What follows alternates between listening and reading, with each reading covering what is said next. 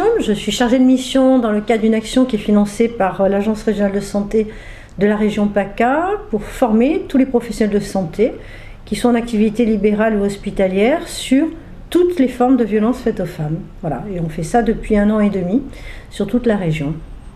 Ça me paraît important qu'il y ait un maximum de signatures sur cette charte. Maintenant, je vais aussi, et je suis très lucide en me disant, ça ne sera pas ça qui apportera forcément toutes les réponses et toutes les solutions à apporter aux victimes de sexisme. J'en veux pour preuve que je vois bien quand on aborde cette question-là dans les formations avec les professionnels de santé, on sent toujours un petit mouvement dans la salle parce qu'il y a toujours des gens, soit qui sont concernés par des situations de harcèlement, ou qu'ils en ont connaissance, ou qu'ils ont pu le vivre.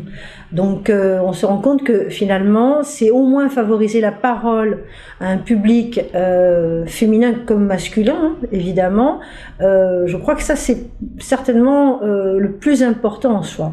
Maintenant que les entreprises privées se saisissent de cette question-là en offrant des ateliers, des groupes de parole, ça, c'est quelque chose qui, à mon avis, va certainement générer une bienveillance et en tous les cas une meilleure compréhension et donc protection des publics qui sont malheureusement victimes de ces situations.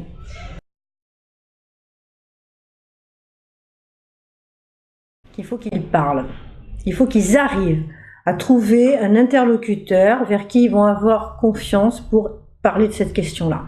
Ne pas parler, c'est s'enfermer et c'est laisser toute la place à l'auteur, voire aux différents auteurs qui les humilient en permanence, qui ont des propos dégradants à connotation sexuelle et qui parfois basculent aussi davantage dans l'agression sexuelle parce qu'ils finissent par prendre de plus en plus de liberté, de plus en plus de place dans la relation complètement pervertie entre sa victime et lui-même dans sa qualité d'auteur.